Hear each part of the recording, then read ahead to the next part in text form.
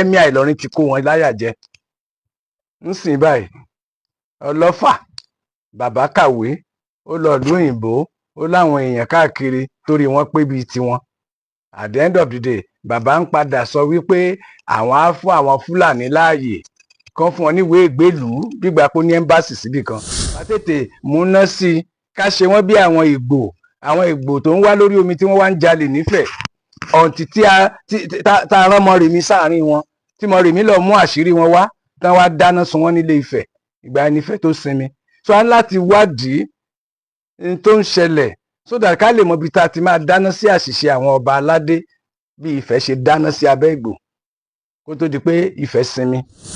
Àwọn nǹkan kan wà tó yẹ pé tẹ́ bá torí nǹkan kan ṣe nítorí ara yín nígbà tó bá tán ẹkún ẹ̀ sì máa wà yín náà lẹ máa sún. Nǹkan tí ọlọ́fà sọ àti tí bàbá kan sọ ń bẹ̀ wípé ẹ jẹ́ ká organize ká wá bá a ṣe máa gẹ́ẹ̀tì Sunday Igboho àwọn tí ẹ sọ̀rọ̀ ń pa Ìbà Gani Adams.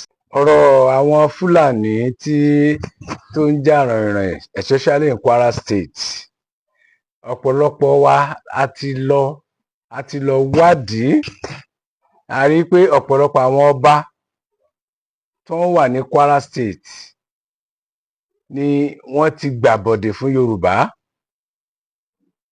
Agídí làwọn gan ìkọ̀ọ̀kan nínú wọn tó jẹ́ràn Yorùbá tó jó tẹ̀rù ni wọ́n fi ń sọ pé Yorùbá làwọn àwọn ò kì í ṣe Fúlàní tí wọ́n gbà wípé alágbára lọ́ba Ìlọrin Emir wọn.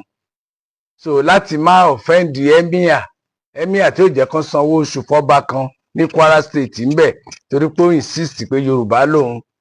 So ọ̀pọ̀lọpọ̀ àwọn ọba míì ní Kwara State ni wọ́n ń bẹ̀rù Emir Ìlọrin pé kó má di pé ó máa sanction wọn kó má di pé wọn ò ní rówó gbà wọn ò ní rójú rere ẹ̀ ló jẹ́ kí ọ̀pọ̀lọpọ̀ wọn gbà bọ̀dẹ̀ tán torí bọ̀kòkò àgbo. Because gbogbo àwọn ìwọ lòkè ọdẹ ìwọ ní baba ńlá gbogbo wọn lọ bẹ́ẹ̀ yẹn ọ̀pọ̀lọpọ̀ wọn ìran Yorùbá ni wọ́n títí tó mú àrán Ìgbónà ni wọ́n but nítorí Emir Ìlọrin torí agbára tó ní tó fi ń gbẹ́sẹ̀ lé àwọn ọba kan ní Kwara State tó ń tẹ̀ wọ́n mẹ́rẹ̀ àwọn yẹn wọn lè sọ jáde mọ́ wípé àwọn ò fẹ́ Fúlàní. Gbogbo tó dẹ̀ ń ṣẹlẹ̀ ń bẹ̀ à ń rí wípé àwọn Fúlàní ẹni Emir Ìlọrin Fúlàní ni.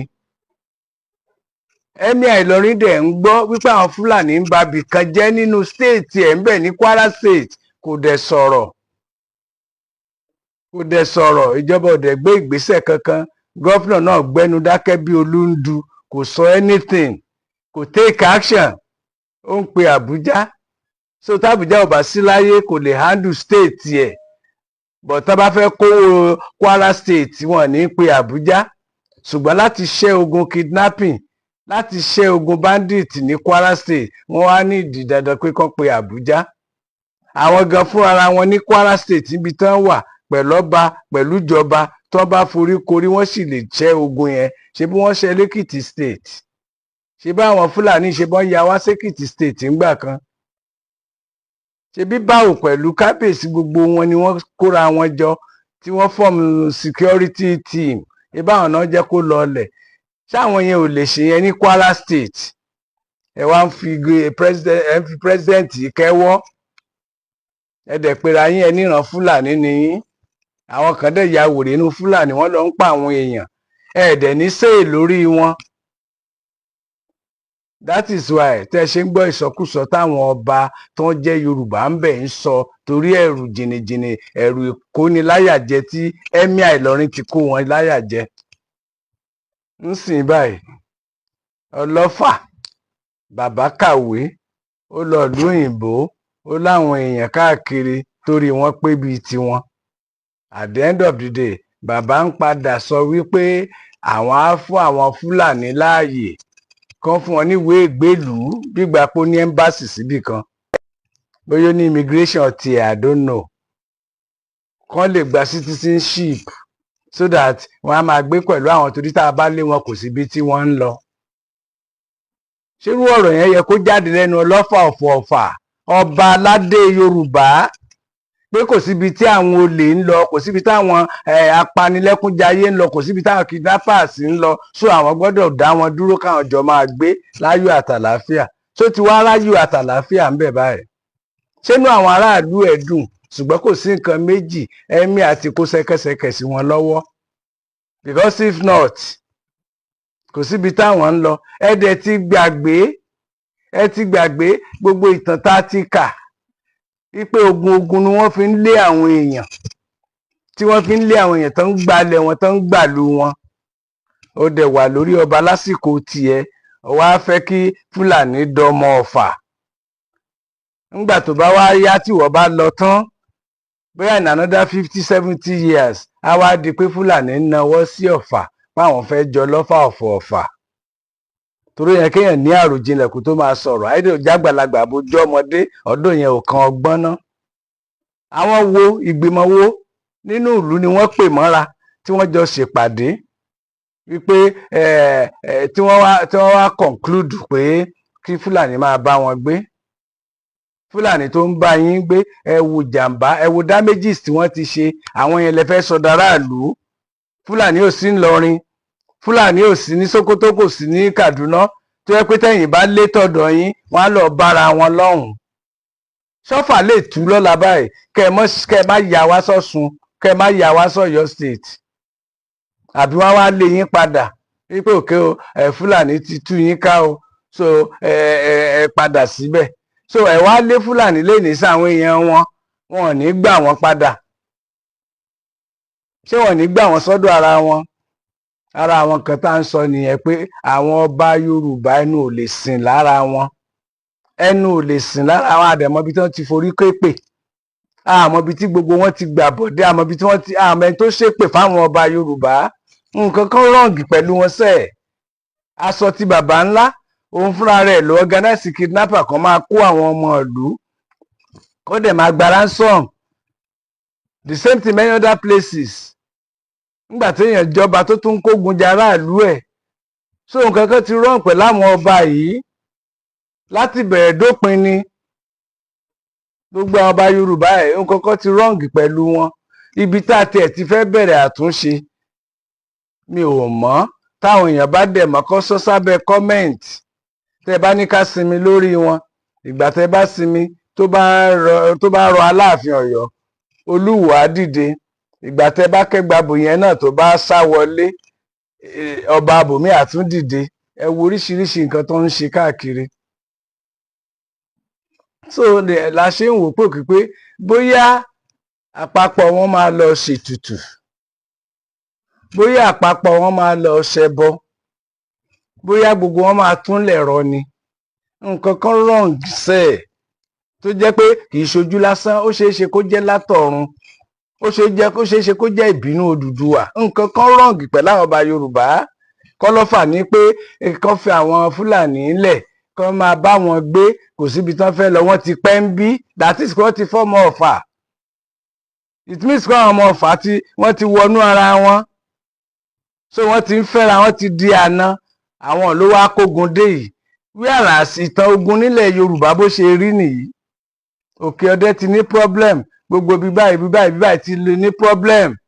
Fúlàní ti jẹ baálẹ̀ láwọn oko ibì kan, especially ní Ọ̀yọ́ state. ọdún àwọn wọ́n dá àtọ̀yọ́ àti Fúlàní náà, òwò ẹrú ti kó wọn pọ̀, àti ẹ̀mọ́ ojú yẹn ò lójútùú.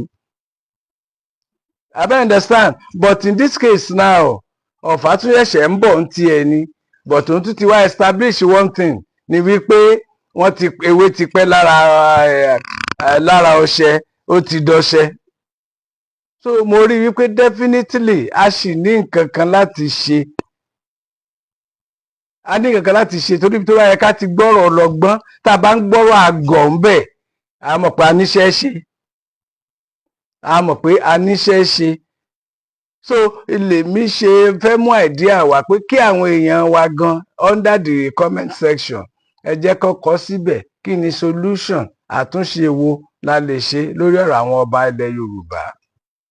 bá mọ tá a lè ṣe, ká kúkú ṣe ní ètùtù in general, ká kúkú ṣe ní ètùtù, kó jẹ́ pé gbogbo ilẹ̀ Yorùbá ló máa ṣe. wọ́n wá lè wá lọ ṣe nídìí Odùduwà nífẹ̀ẹ́ o. wọ́n lè lọ ṣe níbì kan o, but èmi rò pé bá máa suggest gan ètùtù tó máa mú ilẹ̀ Yorùbá túbà tó máa mú túṣẹ Ifẹ̀ ló yẹ kán ti ṣe. Kán lọ ṣètò fún yẹn kó tó pẹ́ jù, torí nǹkan tó ń lọ yìí sìn oko Ìlá Ọ̀ràngún Fúlàní ti lọ bẹ̀ o, and àwọn oko tó wà lábẹ́ Ìlá Ọ̀ràngún gbogbo àwọn ibì kan ń bẹ̀ lọ bẹ́ẹ̀ yẹn títí wọ Èkìtì state títí wọ Kwara state, tí a bá tètè múná sí i ká ṣe wọ́n bí àwọn Ìgbò tó ń wá lórí omi tí wọ́n wá ń jalè nífẹ̀ẹ́ ọ̀ǹtì tí a rán Mọ́remí sáàárín wọn, tí Mọ́remí lọ mú àṣírí wọn wá tán wá dáná sun wọ́n nílé Ifẹ̀, ìgbà ẹni Ifẹ̀ tó sinmi. So a ní láti wádìí tó ń ṣẹlẹ̀ so that ká lè mọ ibi tá a ti máa dáná sí àṣìṣe àwọn ọba aládé bí Ifẹ̀ ṣe dáná sí abẹ́ Ìgbò kó tó di pé Ifẹ̀ sinmi. So Yorùbá náà fẹ́ sinmi ogun. Nǹkan tó wá fọ́nì ni pé àwọn ọba aládé tí wọ́n ti jẹ látijọ́ níjọ́sí lọ́hùn-ún wọn lọ léèwé o, wọn lọ lóyìnbó. Àwọn eléyìí tá a jẹ lójú wa yìí ṣàṣà nínú wọn ni ò délùú òyìnbó rí, ṣàṣà nínú wọn ni ò ka school sat, ṣàṣà nínú wọn ni wọn ṣe businessman, ṣàṣà nínú wọn ni wọn kì í ṣe ọ̀làjú, ayé tiwọn ló wá dojúrú. So a ti wò pé with what is going on now, ẹ wo ọ̀rẹ́ mi tó wà ní Araba TV, ó lọ ṣe àwọn research kan lórí ọ̀rọ̀ àwọn Fúlàní especially Kwara state. Ibẹ̀ ni Ọlọ́fà of Offa, inú iṣẹ́ tó ṣe yẹn lọ́lọ́fà Offa ti jáde tó ti ń sọ̀rọ̀. Ibẹ̀ lẹ́nìkan ti jáde tó nílùú Sunday Igboho kíjọba pardon ẹ̀ kan jẹ́ kó wá ràn wọ́n lọ́wọ́. Àwọn ìran Fúlàní yìí náà, àwọn Yorùbá wa tó wọ́n sponsor Fúlàní, àwọn náà jẹ́ kí ìjọba aláwọ̀ ẹ̀ pé kó jáde. Irú nǹkan tó ń ṣẹlẹ̀ yìí báyìí ó ti ṣẹlẹ̀ káàkiri, ṣùgbọ́n a nídìí àtúnṣe látọ̀dọ̀ ìjọba, a nídìí àtúnṣe látọ̀dọ̀ àwọn ọba but àwọn ọba yẹn gan wọ́n sì nídìí omi ìyàsímímọ́. Ọba aládé wọ́n sì nídìí kan sàmì òróró sí wọn, tó bá dẹ̀ pé lànà Muslim náà ni wọ́n lè mọ bó ṣe lè ṣe deliverance fún wọn. Torí gbogbo òkè ọdẹ nǹkan tá à ń sọ ní Kwara state yìí, gbogbo ibẹ̀ yẹn lọ́wọ́lọ́wọ́ bá a ṣe ń sọ̀rọ̀ wọ́n ń wa gold ńbẹ̀. Fúlàní náà dẹ̀ ń lò láti wa gold. So ńgbà tẹ́ bá wá lé wọn lọ torí gold, tẹ́ ẹ bá wa wúrà tán ń kọ́, ṣé Fúlàní á kúrò ńbẹ̀?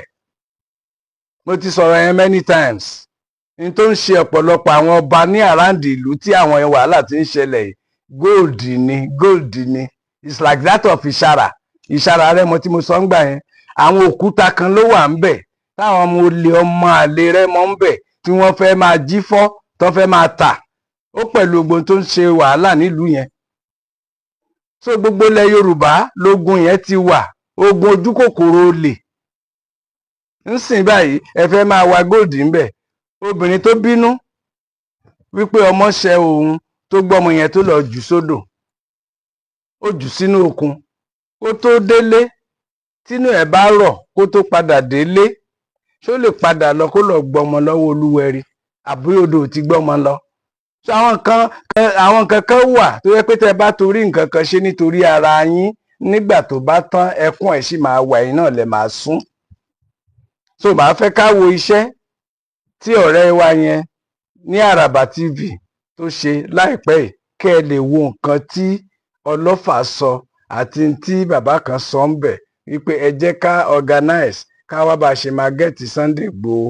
Àwọn ò tiẹ̀ sọ̀rọ̀ ń pa Ìbà Gani Adams ń tiẹ̀, Ààrẹ Ọ̀nà Kakanfò ojú afẹ́fẹ́ yẹyẹ ní tiwọn yẹn, ìyẹn ń ṣààrẹ Ọ̀nà Kakanfò tó ń jẹ lọ́yọ̀ọ́ níjọ́sí, mọ́dánà Ààrẹ Ọ̀nà Kakanfò ní tiwọn. Torí mi ò ríbi tí olórí ogun ti ń wa gbádá white tó sọ̀rọ̀ ẹ̀dọ̀ Bàtálá. So yẹn ò tiẹ̀ kàn wá, ẹni tá a mọ̀ ń jagunjagun ní káwa face. Kọ́lọ̀ ń bá wa ṣe ètò tó máa dára tó jẹ́ pé à lè padà rí Sunday Igboho àtàwọn ọmọọṣẹ́, à lè padà rí wọn lò. kì í ṣe dandan ni ká dúró dẹni tó ń fẹ́ gbàṣẹ lọ́dọ̀ ìjọba kó tó jagun. So àwa ò sọ̀rọ̀ nípa ẹni yẹn, but Sunday Igboho àtàwọn ọmọ ẹ̀yìn ẹ̀ ní tá a bá fi lè ràn wọ́n lọ́wọ́ ká fún wọn kán lè bá wa lọ láti lé àwọn ẹlẹ́yọ̀rọ̀ jìnnà sẹ́yìn. Ẹ jẹ́ ká gbọ́ nǹkan tó wà nínú fídíò Àràbà. Sẹ́ríkí Fúlàní dà. Sẹ́ríkí Fúlàní dìde. Sẹ́ríkí Fúlàní tọ́ rí. Ọ̀dẹ̀ lẹ́yìn Yorùbá. Torí ẹ la fi mú gbogbo ara wa pé ókè. Nígbà tó ti rí bẹ́ẹ̀ náà ọmọ Ọ̀fà ní ẹ̀. They can be given indigenship of I have given them indigenship of Offa.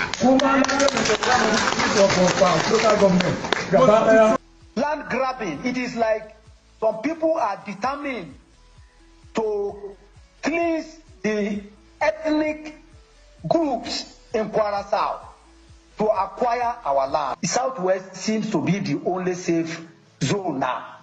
Why can't we form a collaboration with them? The Sunday Igboho is back. Why can't we make use of him? Ẹ̀yin èèyàn, ẹ ti gbọ́n tí kábíyèsí ọlọ́fà sọ bí wọ́n ṣe sọ Fúlàní di ọmọ onílùú. Now, ẹ wo bàbá tí wọ́n sọ̀rọ̀ yẹn.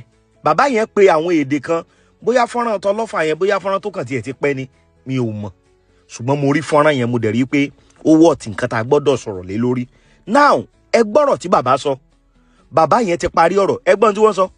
Wọ́n ní wọ́n fẹ́ gbalẹ̀ land grabbing ní tó ń ṣẹlẹ̀ mẹ́ẹ̀pọ̀ kọjá tí ẹ̀ ń fojú wò.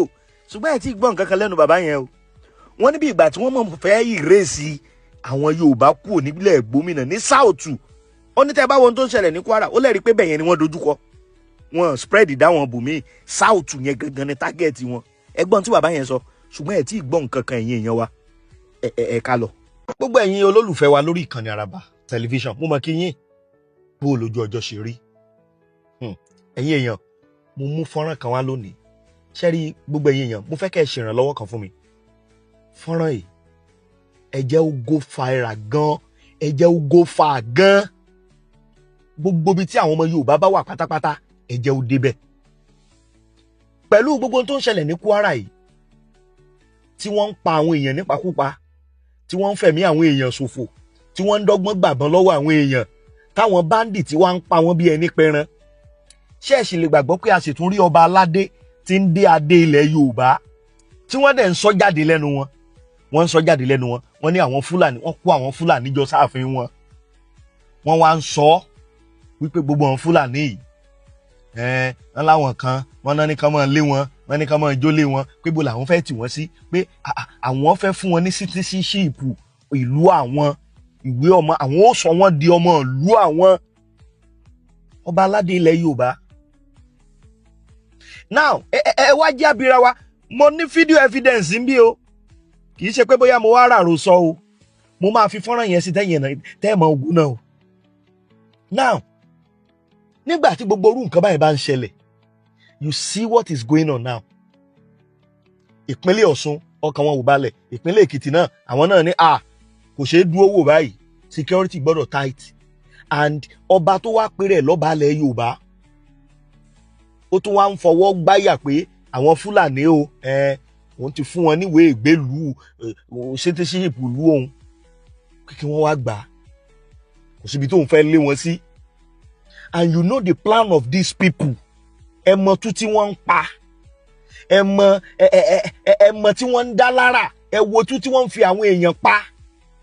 Ní Òrékè, Òkè Ọdẹ, gbogbo àwọn ìlú wa ilẹ̀ Gómìnà. Ẹ wo tú tí wọ́n ti pa nílẹ̀ Gómìnà. Ẹ wo iye ìlú tó ti tú. As at last week, làwọn ọmọ Kwara kan jáde tí fídíò yẹn wà ń ta, tí wọ́n sọ pé ìlú 22 town ló jẹ́ pé ó ti tú, tí ò sáwọn èèyàn ń bẹ̀ mọ́ torí ìkọlù àwọn bandit. Even lánàá yìí, wọ́n sì tún ṣàkọlù sáwọn ìlú kan, despite wípé wọ́n ti kó àwọn ológun wọlé. Wọ́n ti kó àwọn ológun wọlé nítòótọ́. Even lókè ọdẹ ń sìn, wọ́n ti dá bí ibì kan lẹ̀ táwọn ológun mọ̀ dúró sí tó ti pèlè headquarter tó yẹ pé wọ́n fẹ́ station wọn síbẹ̀ permanent ni. But upon all this, pẹ̀lú gbogbo ìgbésẹ̀ yìí, ṣó lè yọrí nígbà táwọn tá a pè ní bàbá wa tí wọ́n bá tún ní wípé okay àwọn tí wọ́n ń gbógun tì wá yìí àwọn fẹ́ sọ wọ́n dọmọ onílùú, ẹ fẹ́ tí ara yín gbọ́ lẹ́nu bàbá yìí bí wọ́n ṣe ń sọ, ẹ fẹ́ tí ara yín gbọ́. ọ̀nà wo wá dà tí ìran Yorùbá fi fẹ́ ṣẹ́gun? ọ̀nà wo dà tá a fi fẹ́ borí àwọn ọ̀tá yìí? nígbà tó bá tún jẹ́ pé àwa kan à ń jẹ̀kuru kó tán láwo, àwa kan tún ń gbowó ẹ̀ sínú àwo padà. now mo ní fọ́nrán kan bí tí bàbá kan náà ti sọ̀rọ̀ tó jẹ́ ìkan nínú àwọn ọmọ gómìnà olóṣèlú ni wọ́n o, bọ̀ wọ́n mọ̀ pọ́rọ̀ tó wà ńlẹ̀ yìí ó kọjá ìntàmọ̀ fi politics ṣe, kò ṣe kí politics bọ̀. àwọn òótọ́ ọ̀rọ̀ kan wà tí bàbá yìí sọ tí mo fẹ́ kẹ́yìn èèyàn wá gbọ́, gbogbo ẹ̀ ni màá mú wá fẹ́yìn èèyàn. fọ́nrán ọba aláyé ilẹ̀ Yorùbá Ọlọ́fà ni o, Ọlọ́fà tí wọ́n ti ní àwọn Fúlàní àwọn fún wọn citizenship ìlú àwọn. Can you believe that? ẹ wo adúrú ìlú tó ti tú. now nǹkan kan tí ò yí ọ̀pọ̀lọpọ̀ àwọn èèyàn tó máa ń sọ wípé wọ́n ń pariwo Kwara, wọ́n ń pariwo Kwara mọye ìlú tó wà ní Kwara. Ìlọrin is just a town, ìlú kan ni o nípínlẹ̀ Kwara o. torí ẹ̀ mo gbọ́ oríṣiríṣi táwọn kan sọ pé asa ti sọ pé àwọn Kwara Fúlàní làwọn. Kwara ò ń ṣe Fúlàní.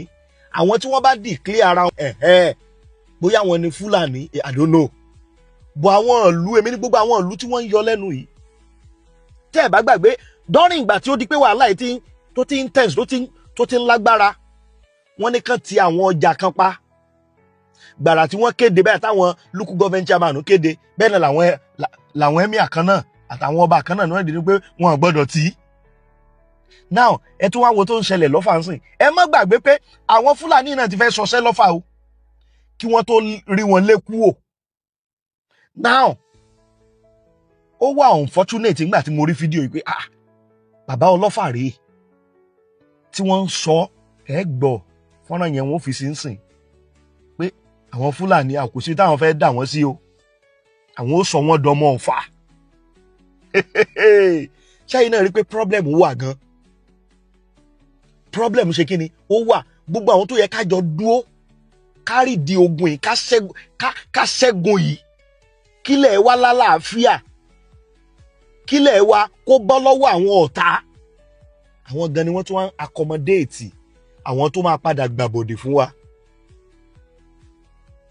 ṣe bẹ́ẹ̀ rojú táwọn èèyàn fi ń wo Kwara ń sìn. ṣèbí ìṣẹ̀lẹ̀ tó ti ṣẹlẹ̀ láyé jọ́ ń gbà yí Àfọ̀njá táwọn kan ń kó Fúlàní. ẹ gbàgbé ẹ wá wo bí tọ́rọ̀ yẹn tó padà yọrí sí. now ẹ tún wo tí bàbá kábíyèsí Ọlọ́fà táwọn náà tó ń ṣe ń sìn. mi ò wá láti wá tàbùkù bàbá kankan àbí láti wá tàbùkù kábíyèsí kan, bọ̀ ìgbà tí mo rí fọ́nrán yẹn I was so surprised wípé ṣé ó tún yẹ kí irú nǹkan báyìí máa wáyé mọ́ ọ̀pọ̀ gbogbo ohun tó ń ṣẹlẹ̀ yìí ni. ṣó yẹ kí irú nǹkan báyìí máa wálé kẹ́ ẹ lè mọ̀ wípé problem wà. it is high time fún gbogbo aráàlú kí wọ́n dìde. ṣe rí táìmù tó bá yẹ ká sọ̀rọ̀, tó bá yẹ káwọn ọmọ Ọ̀fà ó sọ̀rọ̀, tẹ́ ẹ̀ bá sọ̀rọ̀ bẹ́ẹ̀ tí gbogbo àwọn nǹkan tó ń ṣẹlẹ̀ ń sìn. wọ́n dẹ̀ ní mọ̀kànmọ̀kàn ni o. àwọn tó máa kàn lọ́la we don't know. tòkè ọdẹ la rí, tàwọn òrékè nǹkan bí tí wọ́n ń kọlù ń sìn la rí. ṣé n tó ń ṣẹlẹ̀ láwọn agbègbè yẹn náà ṣé tó bá yá ṣé kò ní kọfà. now àwọn ará bíi tí wọ́n ń sọ pé àwọn fẹ́ sọdọmú nílùú, tó bá yá àwọn náà lọ kó àwọn èèyàn wọn wá, wọ́n á wá fẹlá ń bẹ̀ yẹn àbí wọ́n á fẹlá, àwọn náà ó sọra wọn di tó wù wọ́n ń bẹ̀. kódà tó bá tún yá gan wọ́n nígbà tó ti láwọn fẹ́ sọ wọ́n dọmọ nílùú, wọ́n á sàrún wọn mọ́ agboolé kan àbí gbogbo àwa dojú pọ̀. tó bá yá náà àwọn náà mọ̀ du ọba, wọ́n láwọn fẹ́ ju àwọn fẹ́ jọ Ọlọ́fà. ṣe rí bí tá a bára wa dé torí kíni? ṣé ẹni tó bá nífẹ̀ẹ́ ìlú ẹ̀, ẹni tí ìfẹ́ ìran ẹ̀ bá jẹ lógún, ṣé wọ́n máa gbèrú ìgbésẹ̀ yìí? kẹ́ ẹ lè mọ̀ pé problem wà gidi o. now màá fi fọ́nrán yẹn sí ń sìn ẹ wò fúlì, àti fọ́nrán bàbá wa kan tó sọ̀rọ̀ lórí wàhálà tó ń ṣẹlẹ̀ ní Ìgbòmìnà kẹ́ ẹ lè mọ àwọn tó wà ń di ẹ̀ kẹ́ ẹ lè mọ̀ pé wàhálà yẹn àwọn nǹkan tó yẹ kí wọ́n sọ̀rọ̀ láti yẹ yìí o ṣe gbẹ́ anything lẹ́nu wọn ṣe gbẹ́ anything tòótọ́ wọ́n ti kọ́ àwọn ológun wá bẹ̀ wọ́n ti ṣe gbẹ̀ ṣé solution nìyẹn gbogbo àwọn ibi tí wọ́n ti ń jí resources wà káàkiri nílẹ̀ gómìnà who are these people àwọn wo ló wà behind there tí wọ́n ń sponsor gbogbo kinní yìí.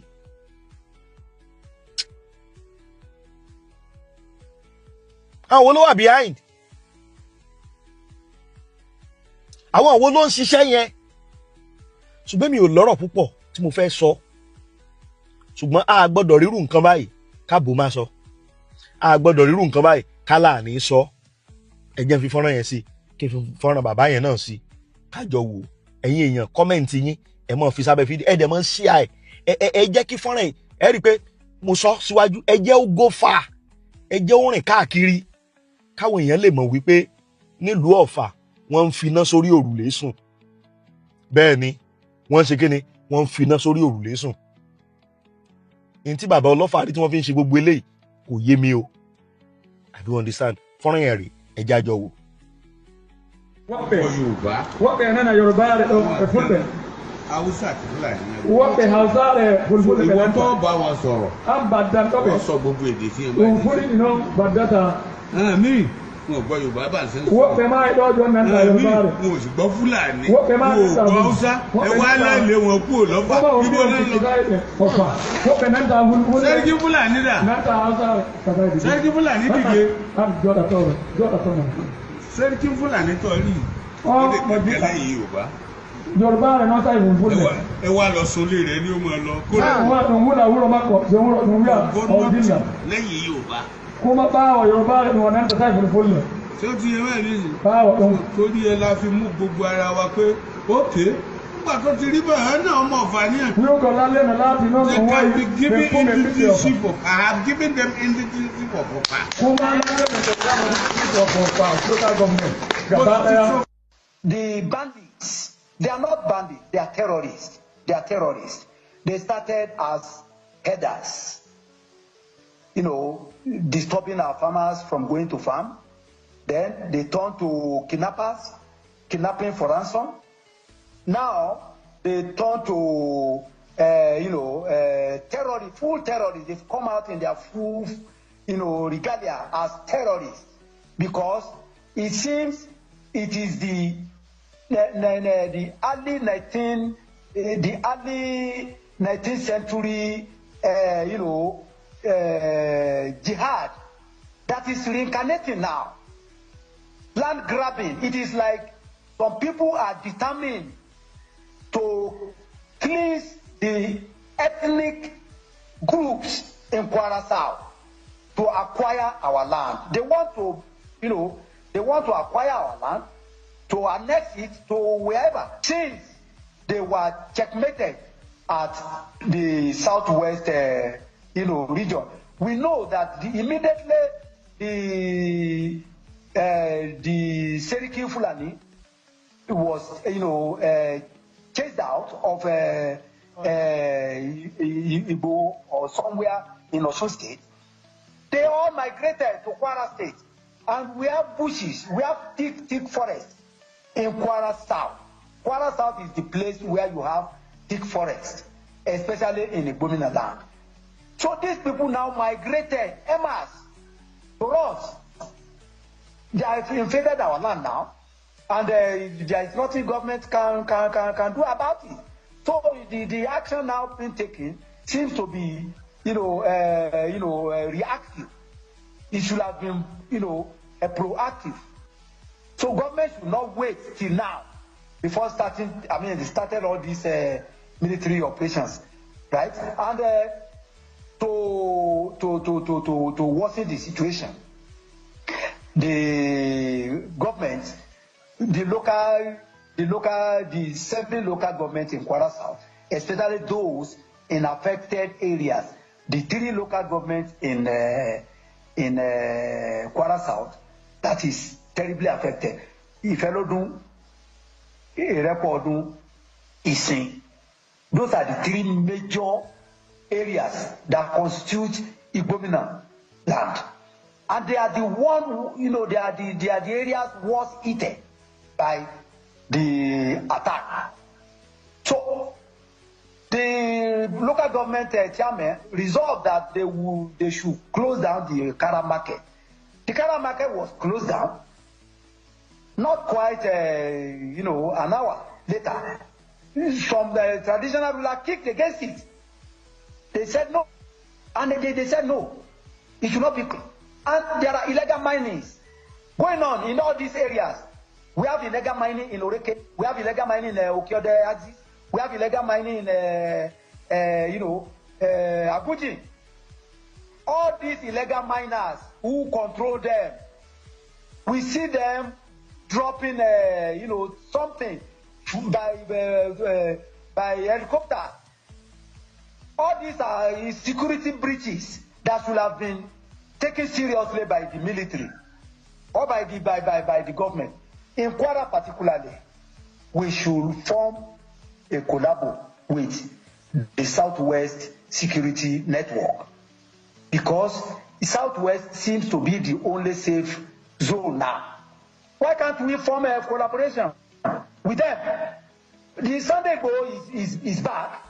Why can't we make use of him? OPC, Gani Adams is there. Let us invite him. The government, Kwara State government, should talk to them. Extend the governor. Our governor should extend his hand of friendship to them. Bring them. If they can help us fight this insecurity, why not? I think that is like those are the little advice